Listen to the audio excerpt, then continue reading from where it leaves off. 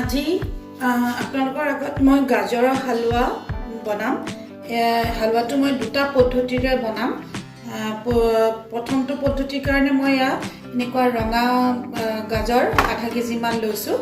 আজি মই আপোনালোকক একদম ইজি প্ৰচেছত মই গাজৰৰ হালৱাটো বনাই দেখুৱাম। কোনো ধৰণৰ গ্ৰেট কৰিব নালাগে, একো কৰিব নালাগে, খুব সোনকালে সহজ উপায়েৰে গাজৰৰ হালৱাটো হৈ যায়। চাওঁ আহকচোন কেনেকৈ বনাওঁ গাজৰৰ হালৱাটো। আহক। প্ৰথমতে এই গাজৰখিনি মই এই ওপৰৰ বাকলিখিনি এনেকৈ এৰুৱাই ল'ম।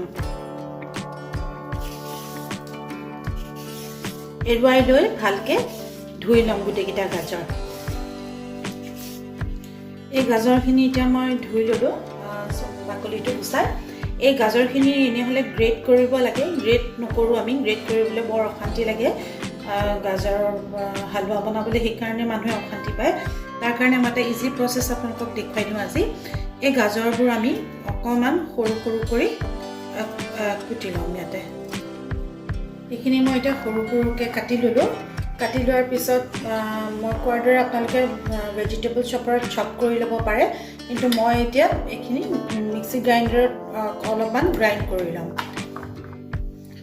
এতিয়া এইখিনি মই এনেকুৱা ধৰণকৈ গুড়া কৰি ল'লোঁ। ঘিউ লৈছোঁ মই প্ৰায় 2 টিস্পুনমান লৈছোঁ। প্ৰথমতে মই 1 টিস্পুন দিম। কাজু আৰু আলমণ্ড অকণমান মই কাটি থৈছিলোঁ সৰু সৰু টুকুৰা কৰি, সেইখিনি মই ইয়াত এতিয়া ভাজি লওঁ।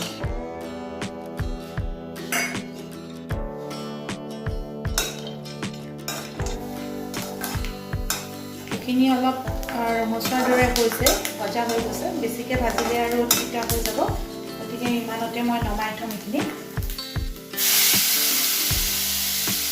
ঘিউত ভাজি ল'ব লাগে, তেতিয়া খাবলৈ বৰ ভাল লাগে হালৱাখিনি। এইখিনি মই এতিয়া ঘিউত ভাজি ল'ম অলপ দেৰি। এই গাজৰখিনি অকণমান দেৰি ভাজি লোৱাৰ পিছত এইখিনি আমি ঢাকন মাৰি দিম। আপোনালোকে যদি দেখে গাজৰখিনি এনেকুৱা কিছুমান গোটা গোটা হৈ আছে, চিন্তা কৰিব নালাগে, এইখিনি পিছলৈ ধুনীয়াকৈ সিজি পেলাই মিলি যাবগৈ। গতিকে এইখিনি এতিয়া মই এখন ঢাকনেৰে প্ৰায় 5 মিনিটমান সময় ঢাকি থ'ম ল' মিডিয়ামত। এতিয়া মই ঢাকনখন উঠাই পেলাই চাম গাজৰখিনি। গাজৰখিনি নৰম হৈ আহিছে।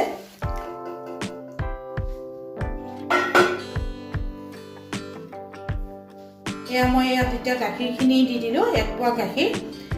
এইখিনি গাখীৰ এতিয়া মই এখন ঢাকন দি এইখিনি সিজিবলৈ দিম। মই ঢাকন দি পেলাই থৈছিলোঁ, প্ৰায় 10 মিনিটমান হৈছে। 10 মিনিট মাজে মাজে উঠাই চাই থাকিলেই হ'ল। এতিয়া মই উঠাই চাওঁ আহকচোন। ইয়াত দেখিছেনে গাখীৰখিনি প্ৰায় ফুল গৈছে, আৰু অলপ দেৰি ফুল গ'লে ইয়াতে মই চেনি দিম। এতিয়া মই আকৌ এবাৰ চাওঁ ঢাকনখন উঠাই পেলাই। এয়া প্ৰায় হৈ গৈছে, গাখীৰখিনি ফুল গৈছেগৈ। এনেকুৱাতে এতিয়া মই চেনি দিম। চেনি মই দিম 1/3 কাপ দিম। এই গোটেইখিনি চেনি একেবাৰতে মই নিদিওঁ, অলপ অলপকৈ দিম।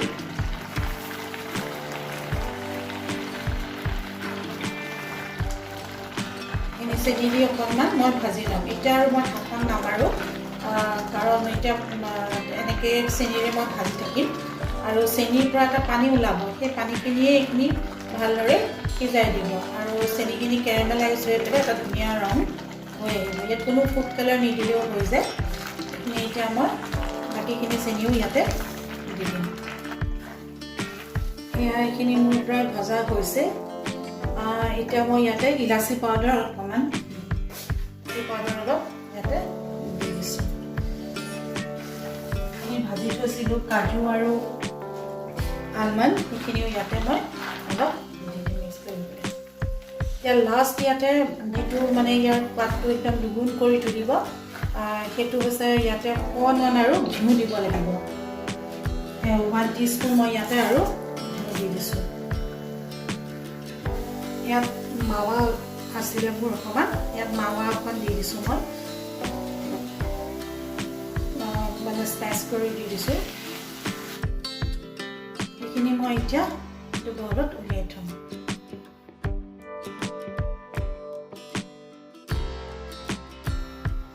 এতিয়া এই গাজৰখিনিও মই এনেদৰে কাটি বাকলিটো গুচাই লওঁ এতিয়া এইখিনি গাজৰ মই কাটিম অলপ ডাঙৰ ডাঙৰ টুকুৰা কৰি পেলাই এইখিনি গাজৰ এনেকৈ মাজত ফালি দিম ফালি দি পেলাই এনেকৈ চাৰিফাল কৰি দিম চাৰিফাল নকৰিলেও দুইফাল কৰিলেও হৈ যায় মই কিছুমান চাৰিফাল কৰাম কিছুমান দুফাল কৰিম মই এতিয়া মই এই গাজৰখিনি বনাম এইখিনি মই এনেকৈ টুকুৰা টুকুৰিকৈ এনেকৈ কাটি লৈছিলোঁ এতিয়া গাজৰখিনি কেনেকৈ বনাওঁ চাওঁ হওকচোন একো গ্ৰেট নকৰাকৈ কেনেকৈ বনাওঁ অকণমান গৰম হ'বলৈ দিছোঁ গৰম হোৱাৰ লগে লগে মই ইয়াতে ঘিউ দি দিম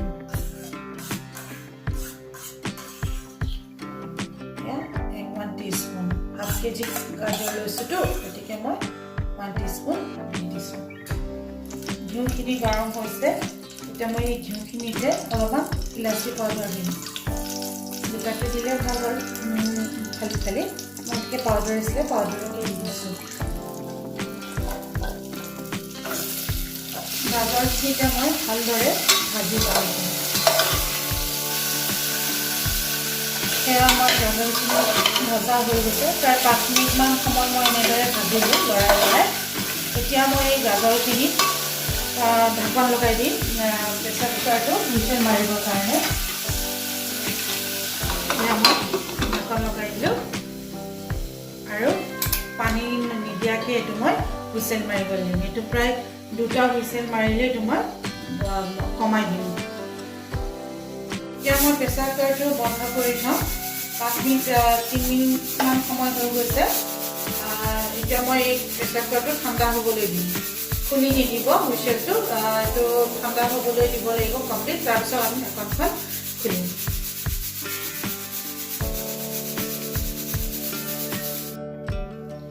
এইখিনি এতিয়া ঠাণ্ডা হৈ গ'ল মই এতিয়া ইয়াৰ এই ঢাকনখন খুলি দিম এয়া পানী নিদিয়াকৈ গাজৰৰ মানে পানীটোৱে দিয়ে ধুনীয়াকৈ এইখিনি সিজাই দিওঁ ইয়াতে আধা লিটাৰ গাখীৰ গৰম কৰি থৈছিলোঁ ইয়াত খৰখিনিৰ সৈতে গাখীৰৰ খৰখিনিৰ সৈতে মই ইয়াত দি দিম এতিয়া মই ইয়াৰ এই গাখীৰখিনিতে আকৌ গাজৰখিনি ভালকৈ সিজাম জুইটো অকণমান বঢ়াই দিওঁ এইখিনি উতল গৈ গাখীৰখিনি প্ৰায় শুহ যাব লাগিব গোটেই গাখীৰখিনি আৰু আমি মাজে মাজে এনেকুৱা ধৰণৰ হেতা ল'ব যাতে ইয়াত এইখিনি অকণমান ইফালে গাজৰখিনি মই ভাঙি ভাঙি গৈ থাকিব পাৰোঁ অলপ অলপ নিজে ভাঙি দিলেই হ'ল আৰু লাষ্টত নিজে নিজে গাজৰখিনি এনেকৈ ভাঙি ভাঙি গৈ থাকিব উতলাই ইয়াত ভালদৰে সিজাব লাগিব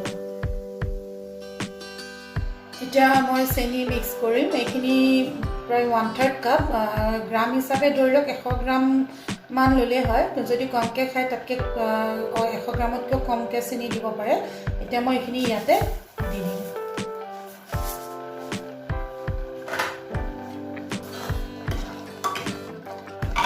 চেনিখিনি মই ইয়াত এতিয়া দি দিম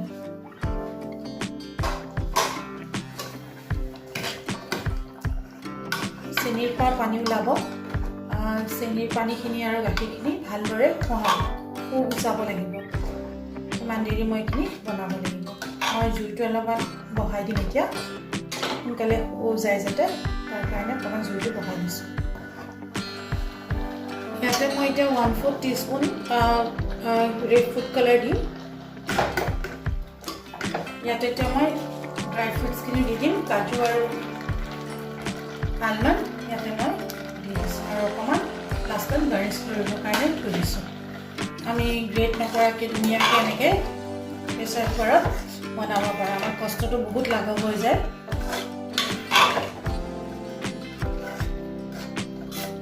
এতিয়া আমি পানীটো পূৰা শুকুৱাই দিব লাগিব অলপ দেৰি জুইটো হাই ফ্লেমত দি পেলাই মই ভাজিম ইয়াতে মই আৰু এটা বস্তু দিম সেইটো হৈছে পাউডাৰ গাখীৰ অকণমান মই ইয়াতে দি দিছোঁ